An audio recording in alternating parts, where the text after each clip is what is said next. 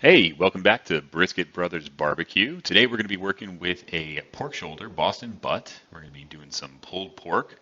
We're going to be making a homemade injection, a homemade rub. And we're really going to try to find that balance between getting a nice firm bark and that tender interior that allows that scapula bone to pull right out and that meat to stay nice and moist. So let's get working. We'll get our pork shoulder out of the plastic. We'll do a little bit of trimming on top and we'll be right back.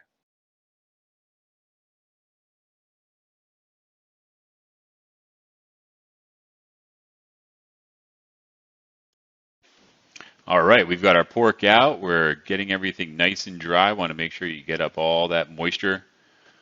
Uh, we're going to do just a skosh of trimming. These things typically don't need a whole lot of trimming. A lot of this fat will render down throughout the cooking process, especially the internal stuff. But we'll fast forward here. We'll take a little bit of what we can off the top. There's some people who expose as much of the meat as possible to be able to get that rub to stick on and create more bark. But for the most part, just doing a light trim over the top of it will do for this purpose. So now that we have our Boston butt trimmed and dry, we're going to start working on our injection. Our injection is fairly simple today. It's going to be using a apple juice base, just about 1 cup, a little bit of water, about a quarter of a cup, some apple cider vinegar, as you can see there, another quarter cup. And then we're going to have a little bit of melted butter, about 1 tablespoon that's going to go in there. The last thing we're going to add to our injection is going to be a teaspoon and a half of our pork rub. So after we get this mixed up, we'll get started on our rub.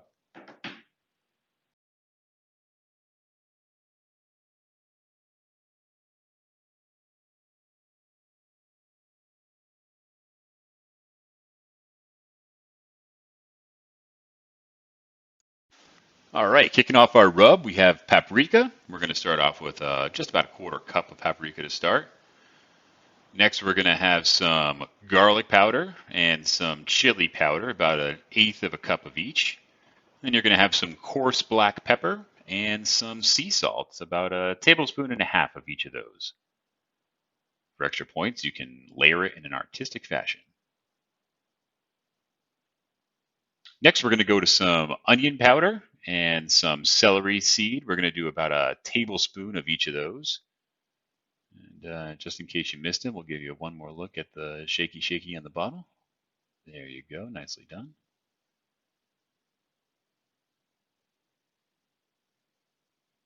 Next, we're going to be doing just about a 1/2 tablespoon of brown sugar.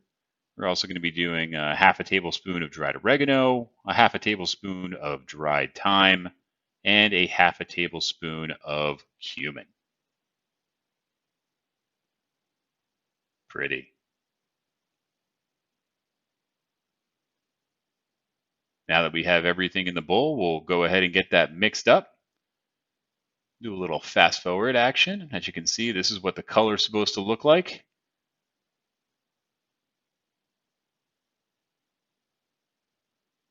And now we're ready to take a teaspoon and a half and add it to that injection so that we can start getting that into the pork.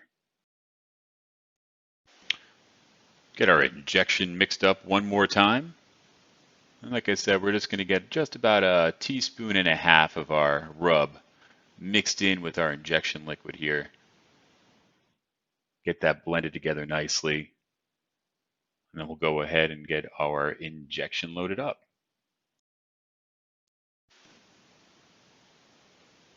All right, so we have our injection ready to go. We have our pork transitioned over to a pan that has a little bit of a lip to be able to catch any of that liquid that might escape. When you're going in here, you want to make sure that you get in fairly deep into the fibers of the meat. You want to create a little bit of a cavity with the tip of that needle, and you want to try to push in as much of that liquid as you can as you pull out. You want to go about 1 inch between each of the injection points, and just kind of following a grid pattern along the top. I'm going to fast forward a little bit through this as you don't have to stick through the entire thing, but as you can see, you really want to try to get as much of that meat as possible, get as much of that injection into the middle as you can. Once you have that done, you can give it a little bit of a Worcestershire sauce binder on the outside. It's going to help our rub stick in there pretty well. And then we can have our rub now into a shaker. We're going to apply a nice thin coat over the top here. And, with pork, you can really get a little bit more heavy-handed when it comes to the distribution of your rub. But for the purposes of this, we're only going to do a light coating as we are going to let this sit overnight. I've had some great success with letting the rub sit in overnight with the meat before going onto the smoker in the morning in terms of solidifying a nice solid bark. We've done a lot of trial and error here this summer, and this has been what's worked best for us, not only with pork, but also with brisket and ribs. So as you can see here, we have a nice coating all over the outside of our pork. Some of you may be asking why we didn't do the fat cap on the bottom. We are going to be smoking our pork fat cap down, so there isn't really a whole lot of benefit to having that side rubbed. So we have all of the sides that will have exposure up, and we're ready to go for the next day. All right, so it's morning. We have our pork butt out of the fridge. As you can see, we have some great color on the outside of it. We're going to take our rub from yesterday, throw a little more on there. A little cameo by the littlest brisket brother, just overseeing, making sure everything's going well. Quite the taskmaster, that one. We're just going to get a thin layer of the rub along the outside, kind of make sure that we're getting maximum coverage as we throw this thing onto the smoker. All right, we've got our rub on. We're going to get that patted in. And once we have everything nice and solid and feeling good, looking good, smelling good, we're going to go ahead and pick this thing up and get it onto our smoker. Now our smoker is going to be running just about 250 to 275 on the high end for today. As you can see, we're just about at 250 on the probe. The top lid is always going to run a little bit lower than the probe, but that probe is right on the grate we're going to be using, so this is a good time to throw it on.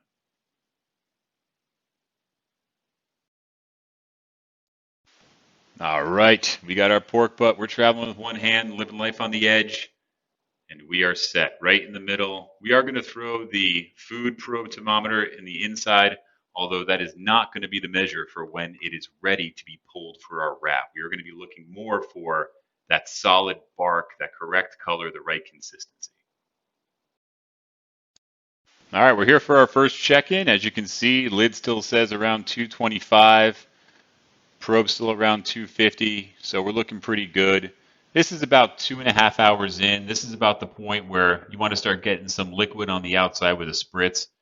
Today we're just using some apple cider vinegar straight up, no blend with water or apple juice or anything like that. Don't want to do a whole lot, but you do want to make sure that the outside is staying as moist as possible. As it stands, cold, wet meat is always going to take better smoke than anything else. So nice little coating. Make sure to focus on any spot that might be getting darker than the rest, and then close it back up. All right, we're in for our second check-in now. We're about 3.5 hours into our cook. We're holding temp pretty well here. As you can see, we're getting some great color. We're going to alternate our spritz a skosh here, and we're going to do some butter spray on the outside, just to give it another perspective, another aspect of flavor, something else to really help that bark solidify.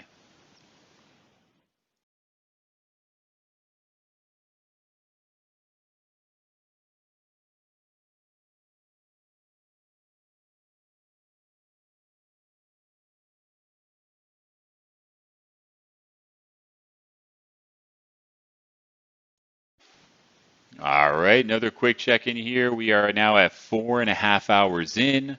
Starting to drop temp just a little bit. We'll open up some of the vents on the bottom there to get some more airflow. But as you can see, color's still looking great.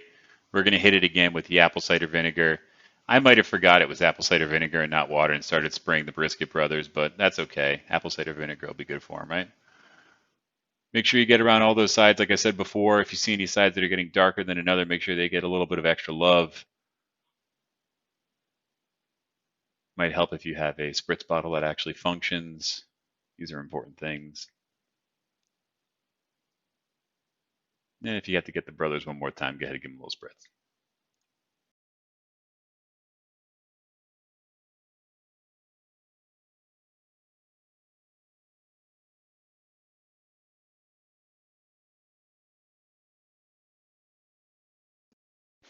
All right, we're back at our 5.5 hour check-in. As you can see, our grill is getting up close to 275 now, opening up those vents and getting that airflow going. Really started to pick up the heat, but look at that color. It's looking really good right now. That deep mahogany, we're getting some dark colors and some solid bark. We're going to switch back over to the butter spray as we're alternating with the apple cider vinegar. But you do want to make sure you get all sides, get some great coverage, and just keep that bark looking as good as it does.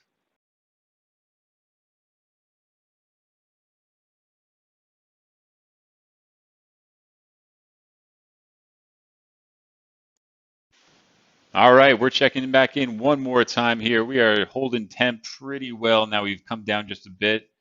But look at our bark on the outside. We're looking pretty firm and structured now. So we're going to give it a little bit of a scratch test. And what that means is we're going to run our finger along the outside in different parts.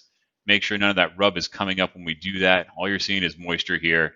So that being said, we're good to wrap. So we're going to bring this upstairs. All right, we have our pork shoulder back upstairs.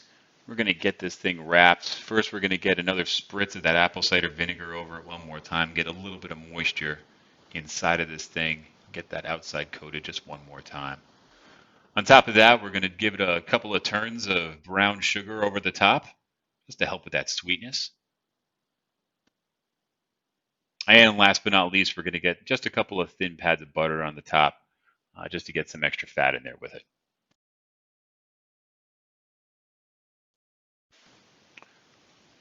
Once we have our butter in, we're going to go ahead and get it wrapped up tight, and then back into the heat it goes. Now you can kind of step that up just a bit, get it up to somewhere around 285.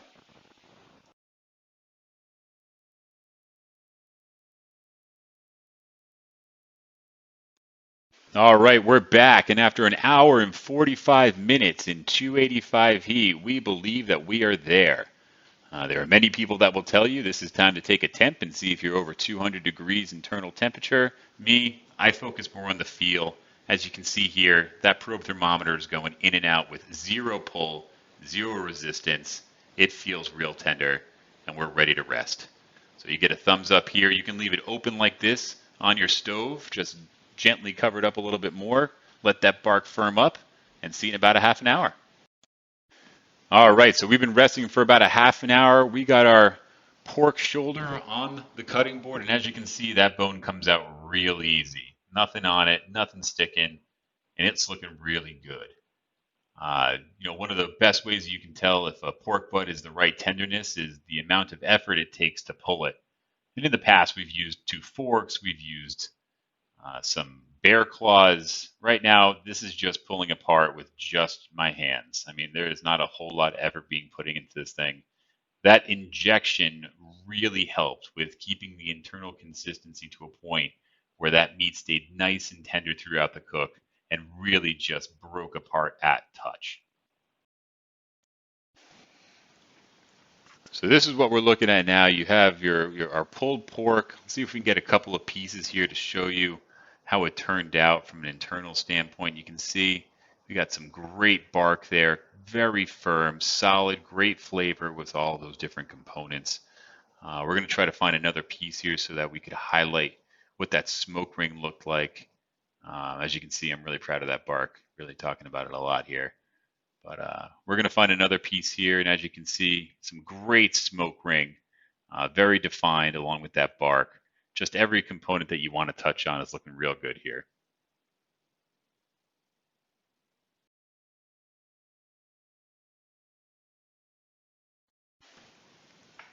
Found one more piece here. Obviously, pitmaster privilege. Always got to take the first taste, make sure it's tasting good. And I can tell you that it did. You can see Zoe, the barbecue dog there, circling around looking for an opportunity. I think she finds one here at the end. But yeah, everything turned out real well, as you can see here.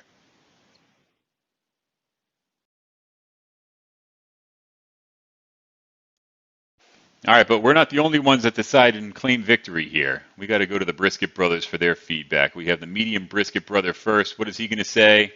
He's thinking about it. 2 thumbs up. We'll take it. Little Brisket brother can barely reach the cutting board. He gives us a thumbs up immediately. And then the biggest brisket brother. This one, he's going to have to think about it. We have a very dedicated judge here. He's thinking, bam, 2 thumbs up. All right, deciding votes. You got brisket dog, Zoe. She looks like she likes it. That was gone in about half a second. Last but not least, we have Artie, and Artie nearly took off 3 of my fingers, so I'm going to say that he liked it as well.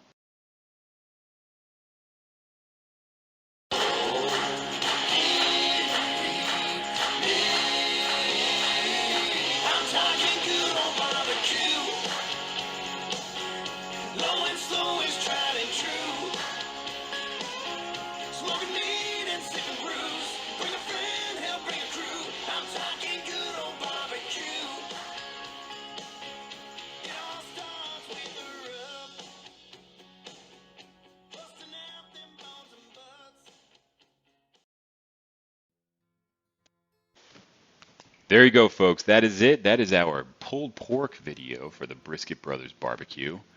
Hands down, the best one we've done up until this point, so happy we got it on video. We do hope it was helpful and will assist you in your endeavors in backyard barbecue. But if there's anything you'd like us to do in the future, please feel free to let us know. We really appreciate you watching. Thanks so much, and we'll see you soon.